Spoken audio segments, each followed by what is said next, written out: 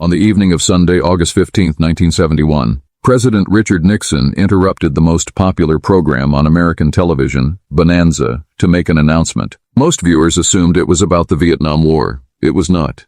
In a 15-minute address delivered from Camp David, Nixon announced that the United States would immediately suspend the convertibility of the U.S. dollar into gold. He did not ask permission. He did not convene an international conference. He did not give America's trading partners, allies, or creditors advance notice. He simply ended the arrangement that had governed the entire global monetary system for 27 years. By Monday morning, the dollar was no longer backed by anything except the promise of the United States government and the structural dominance of the American economy. The gold window, as it was called, was closed. It has never reopened. What Nixon did that Sunday evening, in 15 minutes of primetime television, was change the fundamental nature of money itself. Not just for Americans, for everyone, everywhere, for the rest of modern history, and almost nobody understood it at the time. To understand what was lost on August 15, 1971, you first have to understand what the gold standard was, and why it had commanded near universal faith for over a century. The gold standard is, at its most basic, a promise. The government promises that the money it issues is exchangeable, on demand, for a fixed quantity of gold.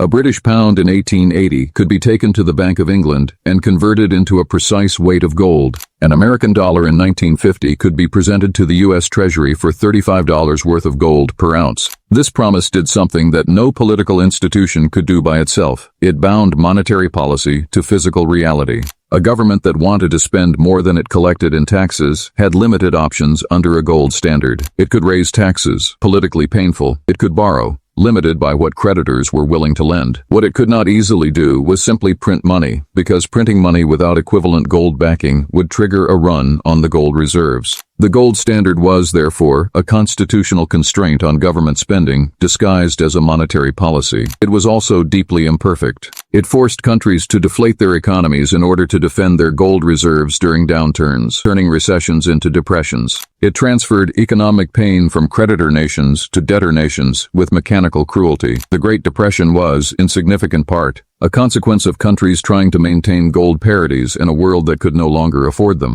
But its advocates were not wrong that it provided something precious: credibility. A currency backed by gold was a currency whose value could not be inflated away by political convenience. When Franklin Roosevelt effectively ended the domestic gold standard in 1933 by prohibiting American citizens from holding monetary gold, he preserved a modified version of gold discipline for international transactions. That international system would be formalized 11 years later in a resort hotel in New Hampshire. July 1944. The war is not yet over, but the Allied powers are already planning the peace. At the Mount Washington Hotel in Bretton, New Hampshire, 730 delegates from 44 nations gathered to design the post-war international monetary system. The conference produces the Bretton Woods Agreement, which establishes the monetary architecture that will govern the global economy for the next 27 years. The system is elegantly constructed around a single hub. The U.S. dollar is pegged to gold at $35 per ounce. Every other currency in the system is pegged to the dollar at fixed exchange rates. If a country accumulates dollars and wishes to convert them to gold, the United States is obligated to make that exchange. This arrangement reflects the simple reality of 1944. The United States holds approximately two-thirds of the world's monetary gold reserves. Its industrial economy has grown enormously during the war, while every other major economy has been destroyed or depleted.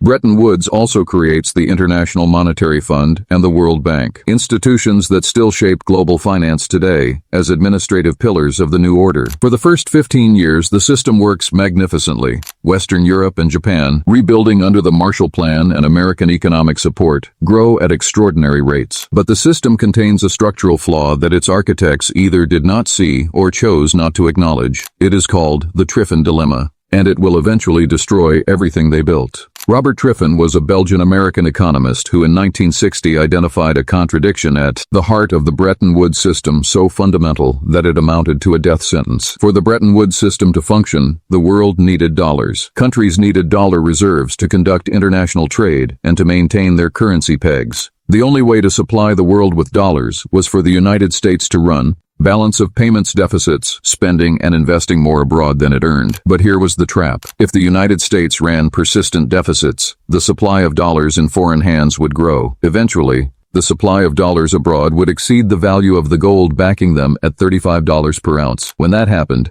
foreign governments would rationally begin to doubt whether America could honor its commitment to convert dollars to gold on demand. The system depended on American deficits to provide liquidity, but American deficits would eventually undermine confidence in the dollar's gold backing. Triffin published this analysis in 1960. He testified before the U.S. Congress. He was largely ignored. Through the 1960s, the problem accumulated. The Vietnam War cost hundreds of billions of dollars that were financed partly through money creation rather than taxation. Meanwhile, France, under President Charles de Gaulle, was watching carefully. De Gaulle understood the Triffin dilemma.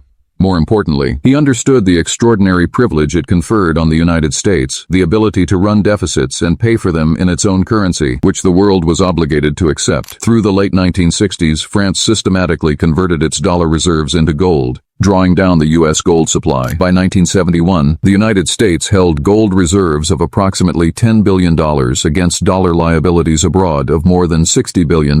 The gap was too large to close. The system was insolvent. On Friday, August 13, 1971, Richard Nixon convened a secret meeting at Camp David. The guest list was carefully chosen: Treasury Secretary John Connally, Federal Reserve Chairman Arthur Burns, Economic Advisor Paul Volcker, Budget Director George Shultz. Notably absent, any representatives of the Allied governments that would be devastated by what was about to be decided. The immediate trigger was a British request. The British ambassador had appeared at the Treasury Department that week, asking to convert $3 billion in dollar reserves into gold. The request was, under the rules of the system, entirely legitimate. It was also, effectively, a test of whether the United States could still honor its obligations. It could not. Arthur Burns, the Federal Reserve Chairman, argued for a more gradual approach, working with allies, negotiating a realignment of exchange rates. John Connally, the Treasury Secretary, was blunter. His famous summary of the situation: "The dollar is our currency, but it's your problem." Nixon sided with Connally.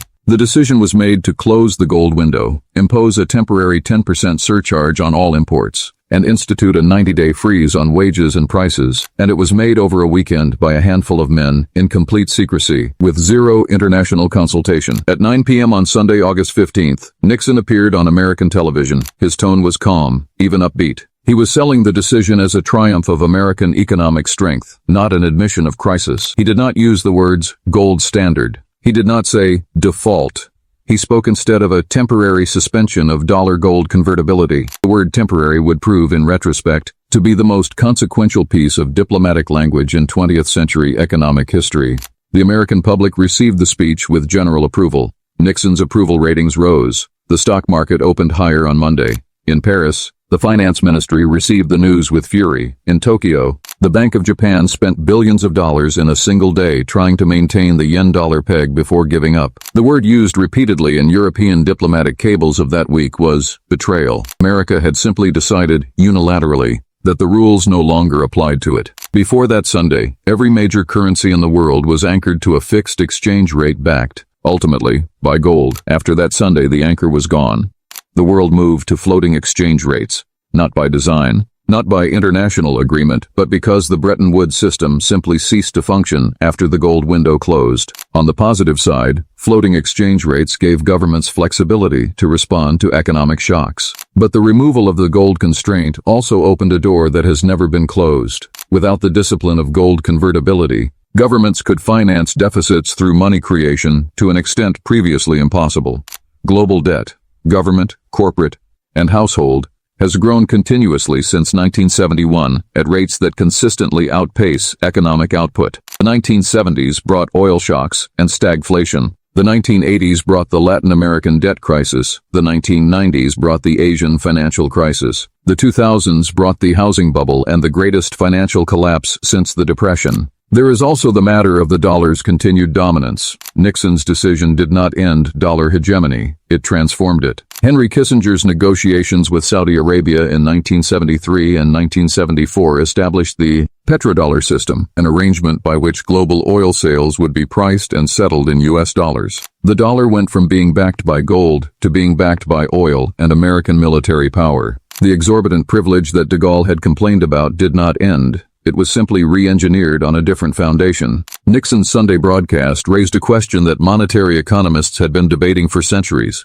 and that August 15, 1971, forced into sudden, practical urgency. What is money, if not a claim on something real? Before 1971, the answer was relatively clear. Money was, ultimately, a claim on gold. After 1971, money became, in the technical language of economics, pure fiat currency. Its value rested entirely on collective belief. This is not necessarily worse than gold-backed money. Gold is, after all, also a belief system. The metal has limited industrial use. Its value rests on the collective agreement that it is valuable. But fiat money is a belief system with no external anchor. Its stability depends entirely on the wisdom, restraint, and credibility of the institutions that manage it. In the 50 years since Nixon closed the gold window, those institutions have sometimes managed fiat money well and sometimes managed it badly. And the question that history keeps circling back to, the question that drives every Bitcoin enthusiast, every gold advocate, every monetary reformer, is whether the current system, built on trust alone, is stable enough to last. Nixon called the suspension of gold convertibility temporary.